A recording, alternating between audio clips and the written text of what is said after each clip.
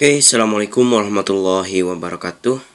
Di sini saya akan menjelaskan tentang e-learning sebagai tonggak revolusi pendidikan Indonesia. Nah, kita akan membahas pentingnya penerapan e-learning dalam hal pembelajaran formal. Oke, seperti tadi telah dijelaskan dalam blog saya, Anda sendiri bisa membacanya, dan sekarang saya akan menjelaskannya melalui sebuah video. Dan ini juga sebagai contoh untuk pembelajaran melalui e-learning. Seperti itu. Oke, lanjut. Selanjutnya, kita mengenal dulu apa itu e-learning agar nanti kita tidak salah menyimpulkan. Nah, e-learning itu terdiri dari dua suku kata, yakni I atau E yang berarti elektronik, yang selanjutnya ada learning, berasal dari kata learn yang berarti belajar. Maaf.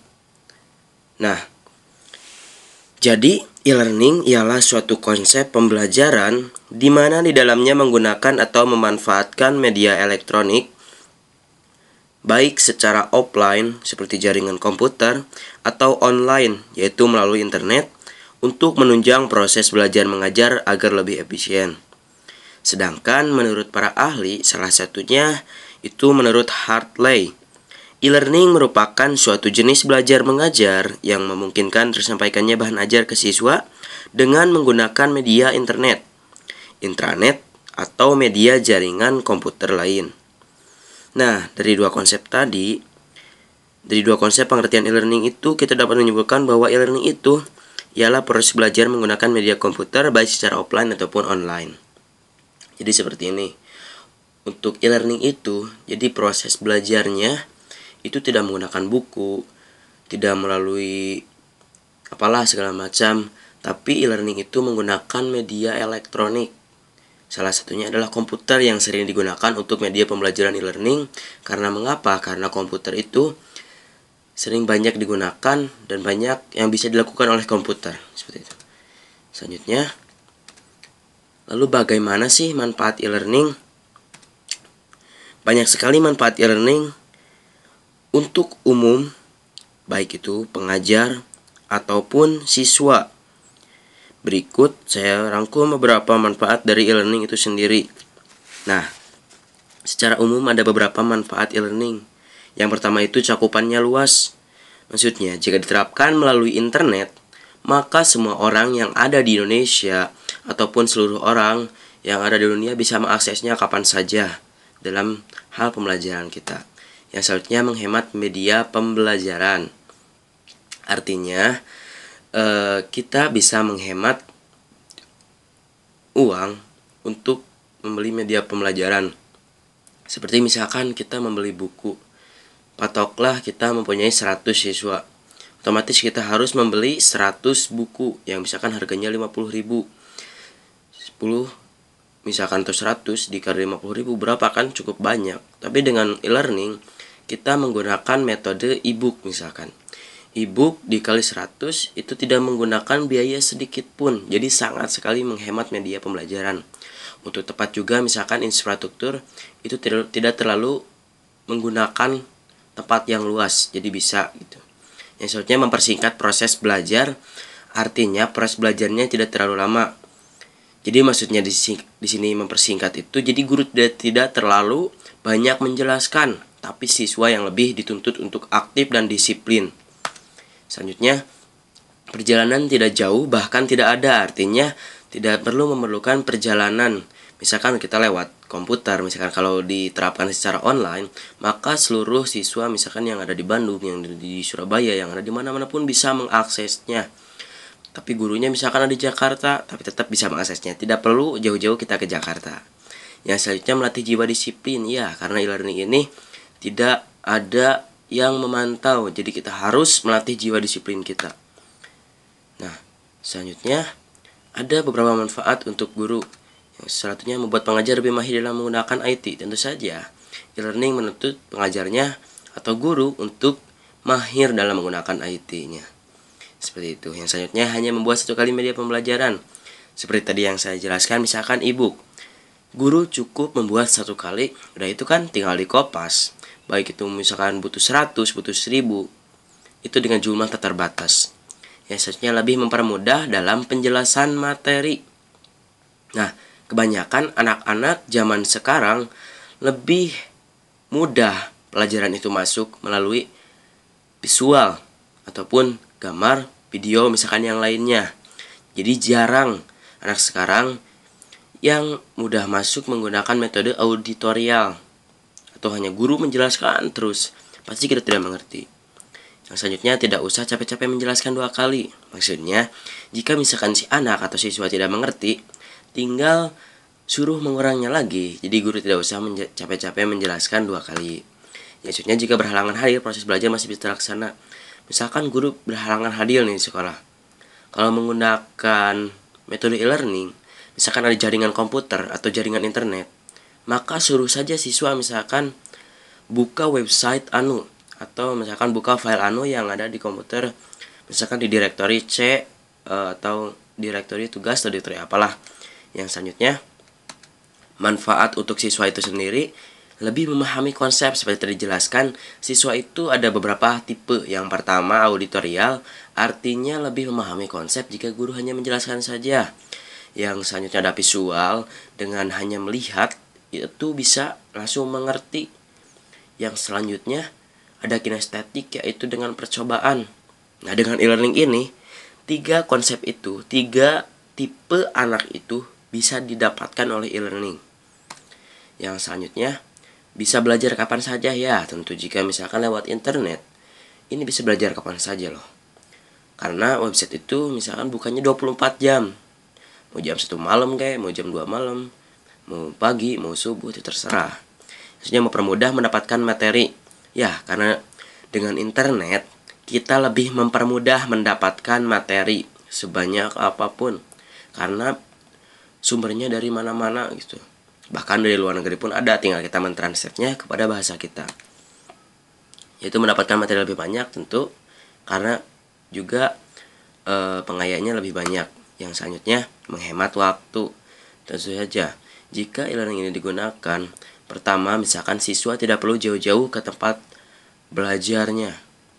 Jadi cukup di rumah, tinggal mengakses website ataupun misalkan melalui jaringan komputer, itu bisa dilaksanakan.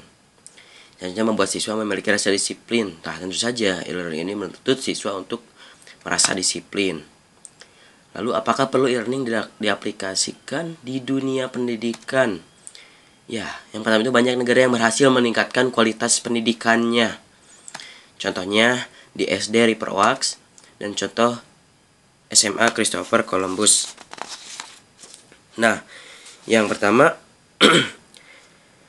contoh ini adalah SD River Oaks di Oakville, Ontario, Kanada.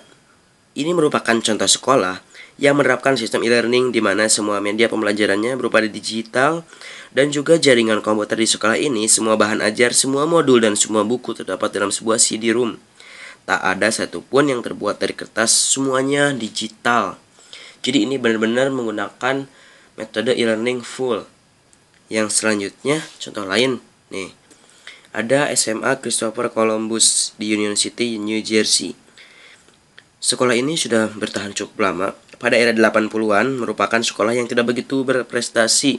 Hingga pada suatu hari ada sebuah perusahaan yang membantu untuk pengadaan komputer di sekolah dan menghubungkannya dengan PC siswa di rumah. Semua dihubungkan melalui internet dan hingga beberapa saat kemudian nilai ujian sekolah ini naik melonjak hingga 3 kali lebih tinggi dari sekolah yang ada di New Jersey. Nah, maksudnya e-learning ini sangat diperlukan guna meningkatkan mutu pendidikan masyarakat Indonesia yang saat ini ketinggalan jauh dibanding dengan negara lainnya. Selain itu juga hal ini sangat-sangat diperlukan sekali. Kenapa? Kita ambil satu sampel.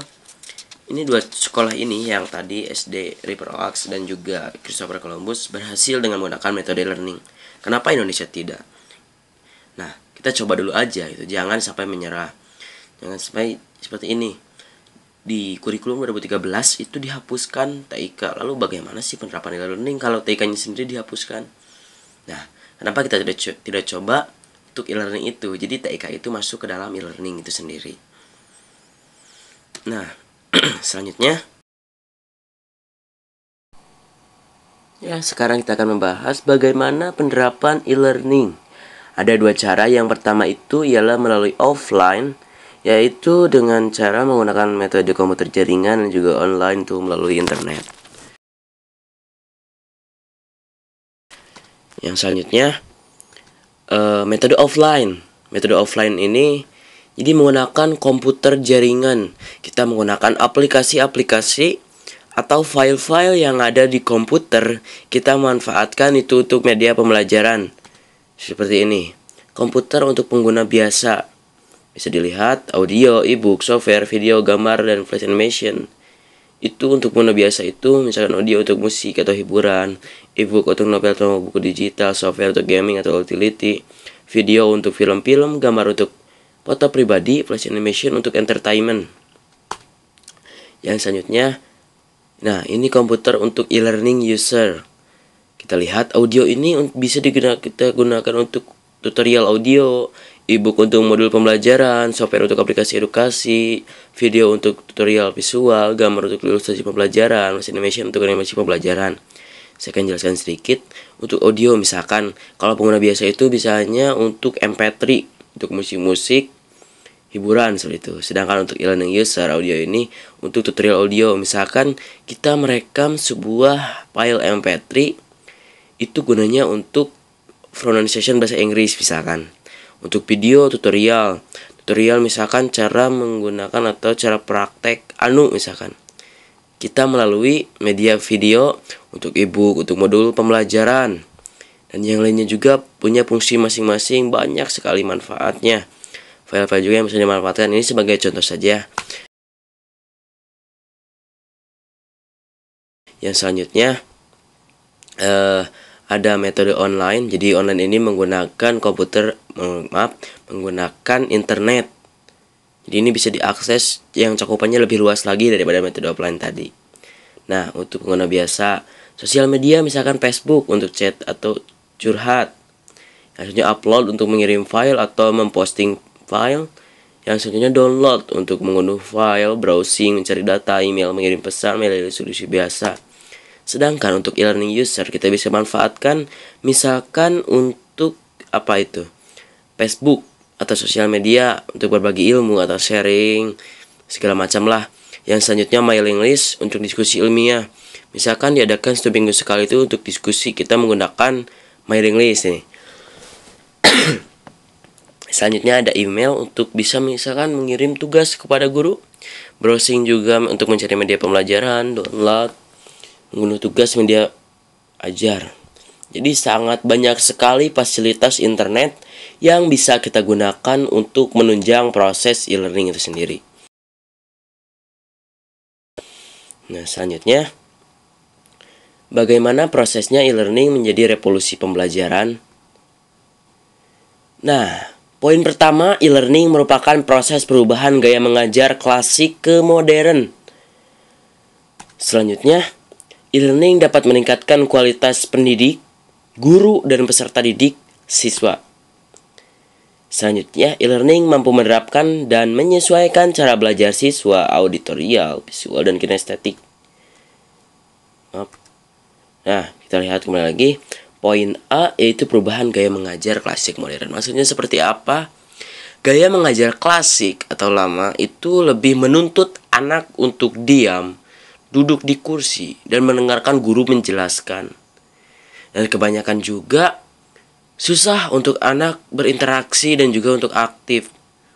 Sedangkan e-learning merupakan gaya mengajar modern. Maksudnya anak dituntut untuk aktif juga gitu.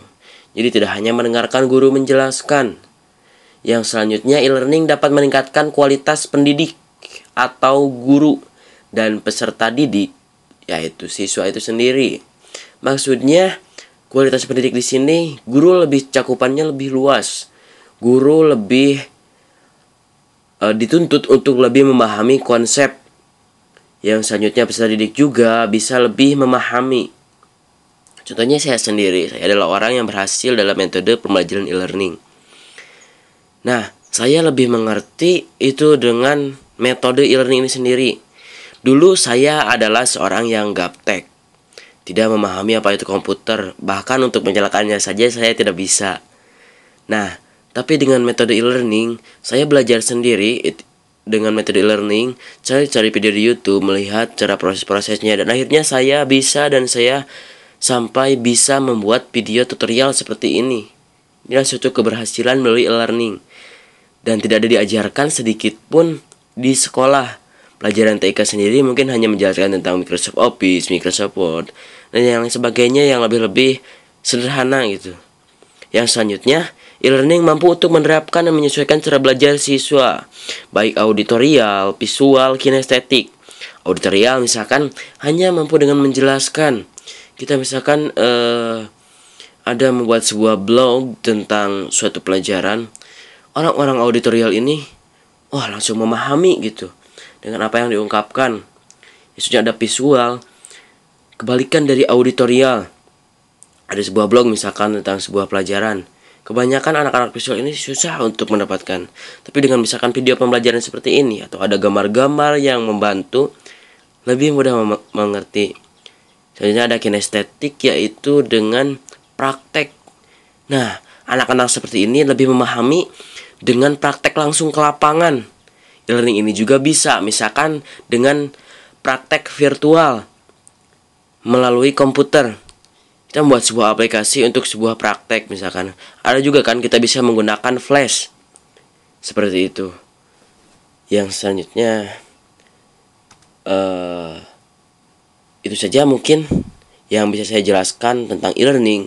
Dan semoga pendidikan Indonesia lebih baik lagi. Salam hangat, Asef Sepaat.